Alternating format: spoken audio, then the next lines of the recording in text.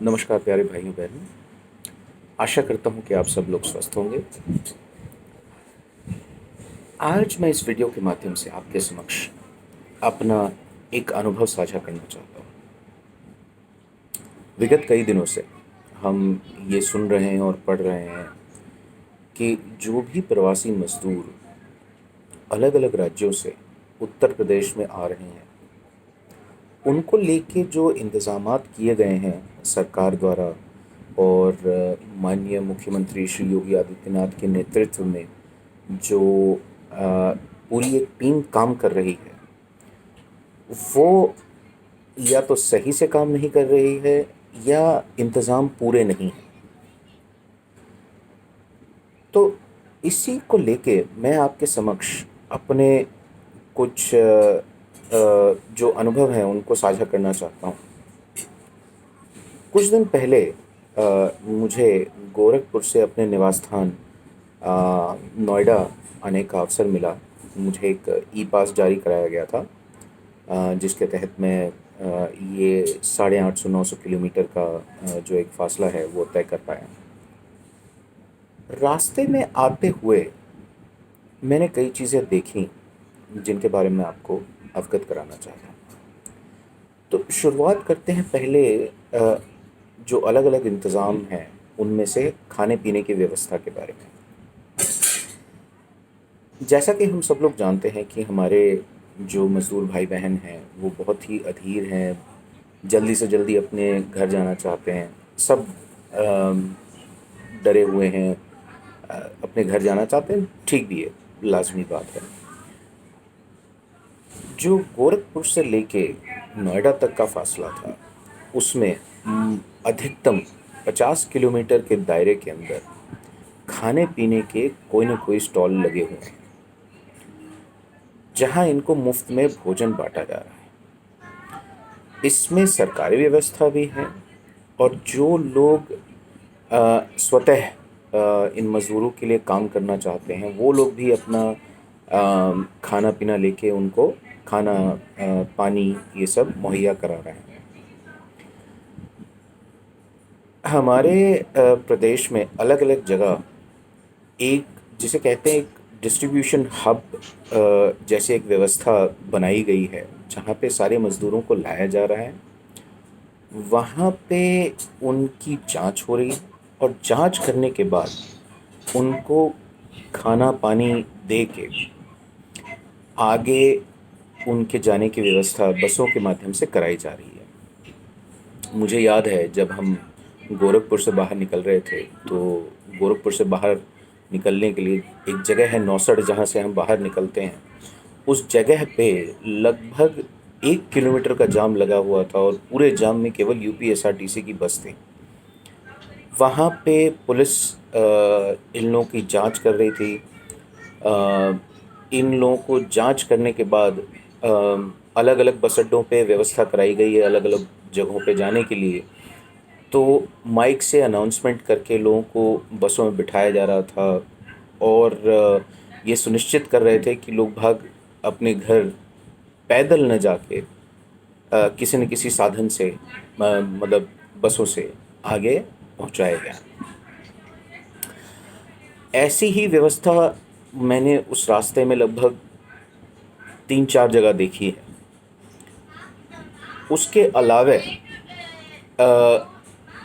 जब मज़दूर अपने गांव जा रहे हैं तो वहाँ पे भी गांव में विद्यालयों में या अलग अलग जगहों पे जो क्वारंटाइन सेंटर बनाए गए हैं, वहाँ पे उनको रखा जा रहा है 14 दिन के लिए और उसके बाद उनको अपने घर जाने दिया जा रहा है। जो भी मज़दूर पैदल आ रहे थे, कई जगहों पे हमने देखा कि पुलिस ने बैरिकेडिंग करी हुई है, जहाँ से वाहनों को एक एक करके निकाला जा रहा था और जितने भी मज़दूर थे जिनको किसी भी गाड़ी में वो लोग बिठा सकते थे, वहाँ उनको रोक के बिठाया जा रहा था, जिससे कि वो जो नज़दीकी हब है वहाँ तक भेजे जा सकें और वहाँ से फिर आगे उनको भेजा जा सके। तो कहीं न कहीं जो ये एक भ्रांति फैलाई गई है कि लोगों के खाने-पीने का इंतज़ाम नहीं है, लोगों के आने-जाने का इंतज़ाम नहीं है, और इसमें सबसे प्रखर मुझे लगता है जो बरखा दत्त जी की जो रिपोर्ट थी, उसके माध्यम से जो बताया गया है, उन 850-900 किलोमीटर में मुझे कहीं पे भी ये नहीं दिखा है।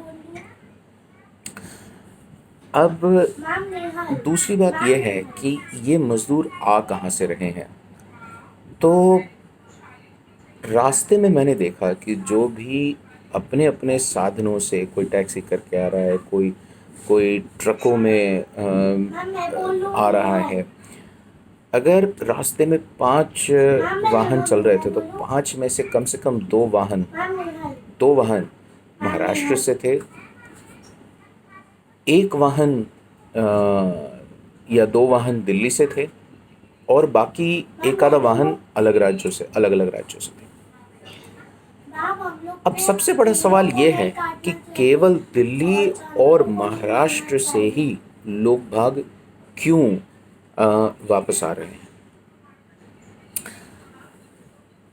वहाँ पे जो सरकारें हैं, कहीं न कहीं ये कहना उचित भी होगा कि जो राज्य की सरकारें हैं, जो जिन्हें इनको एक तरीके से एक कॉन्फिडेंस देना चाहिए था कि यदि आप लोग यहाँ हैं तो आपकी देखभाल की जाएगी, वो कहीं न कहीं ये राज्य उनको ये कॉन्फिडेंस दिलाने में कहीं न कहीं असफल रहे हैं। ये बात भी सही है कि महाराष्ट्र में सबसे ज़्यादा कोरोना संक्रमण फैला हुआ है, तो इसके डर से भी कई मज़दूर अपने-अपने घर वापस आना चाहते हैं। लेकिन उन लोगों के लिए जो इंतज़ाम राज्य सरकारों के द्वारा किए जाने चाहिए थे यूपी में भेजने के लिए, वो कहीं न कहीं या तो पूरे नहीं हैं, या यूँ भी कह सकते हैं हम कि मज़दूर, चूँकि वह राज्य सरकारें जहाँ ये मज़दूर रह रहे थे, वो इन लोगों को कॉन्फिडेंस दिलाने में सफल नहीं रही है। इसी की वजह से ये लोग कहीं न कहीं एक तरीके से पैनिक करके और अपने तरीके से सफ़र पे निकल पड़े, जिससे कि वो अपने गंतव्य तक पहुँचे। लेकिन यूपी के अंदर आने के बाद जो लोग पैदल यात्रा कर रहे हैं, कोई जंगलों के रास्ते से या किसी दूसरे रास्ते से आने की कोशिश कर रहे हैं, जिससे कि वो कई बार यूँ कह सकते हैं कि प्रशासन की नज़र में नहीं आते हैं। जब वे यूपी में पहुंच जाते हैं, तो यूपी में पहुंचने के बाद कहीं से कहीं हमें इस 900 किलोमीटर के दायरे में ऐसा नहीं देखने को मिला कि यूपी सरकार ने बसें न चलाई हो, यूपी सरकार ने खाने पीने की व्यवस्था न कराई हो। ये एक दुष्प्रचार है, एक भ्रांति है। साथ ही साथ मैं अपने राज्य यूपी में आने वाले अपने सभी प्रवासी मज़दूर भाइयों से ये अपील भी करना चाहूँगा कि आप जहाँ हैं वहीं बने रहें। यदि आपको किसी भी चीज़ की कमी है, या आपको ऐसा लगता है कि अ, आपको सहयोग नहीं मिल रहा है, तो आप अपने राज्य सरकार को लिख सकते हैं। आप अलग-अलग माध्यम से अपनी आवाज़ उठा सकते हैं। पर आप अपने से अपने से अ, चल के, साइकिल से, ठेले से अपना सफ़र न शुरू करें। आपकी सरकार आपको वापस लाने के लिए कटिबद्ध है और सारे प्रयास कर रही है जिससे कि आप वापस आ सकें। बस आपको थोड़ा-सा धैर्य रखने की ज़रूरत है। आने वाले लोग ज़्यादा हैं, इसलिए हो सकता है कि आपको तुरंत न जाया जा सके। ज़ाहिर-सी बात है, एक-एक करके ही बारी-बारी से आपका अ, आपका भी नंबर आएगा। तो धैर्य रखें, अपने से न निकलें। ये आपके लिए और आपके परिवार के लिए खतरनाक हो सकता है।